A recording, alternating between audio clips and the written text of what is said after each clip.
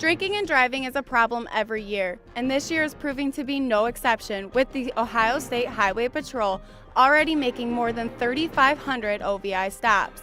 But now there may be a way to test whether you are safe to get behind the wheel. Breathometer-type devices are a new way to test your blood alcohol levels before being forced to test them in front of a cop. I think it's pretty awesome.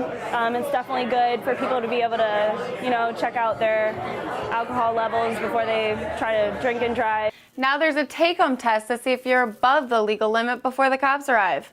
But does it work? So we wanted to put the devices to the test. Senior health correspondent Monica Robbins, David, and Dan tested the $50 breathometer that uses an app on your phone and the $20 Pkg alcohol tester that just plugs into your phone. But this was not your average day of drinking. We are at the Bay Village Police Department where Officer Mark Palmer kept an eye on our testers. First, Monica, David, and Dan tested the breathometers to make sure they registered 0 alcohol. They were accurate. Then Palmer administered the 3 field sobriety tests. All 3 passed.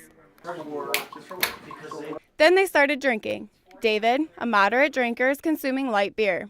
Dan, a social drinker, is consuming wine. And Monica, who rarely drinks, opted for shots of hard liquor to get it over quickly. According to the directions, the testers must wait 20 minutes after finishing their drink for the breathometers to work. About 60 minutes into the test, after their 3rd drink, all 3 were still way under the legal limit.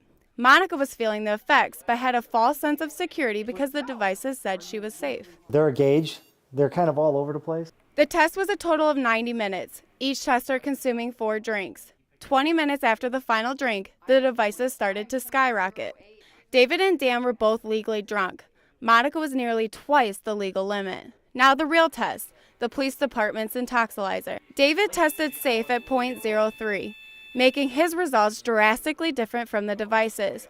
Dan and Monica's intoxilizer's results were close to the breathometers at .1, but the Pkg was way off, saying they were under the legal limit at .07. It's a toy. It would be something, if you're going to buy it, don't rely on it. I would rely on the idea that if you've been drinking, don't drive. Get a cab, get a ride, don't drink. Drink at home. The only thing you can truly rely on is not drinking and driving. Monica, David, and Dan were safely driven home, but nothing is safe about drinking and driving.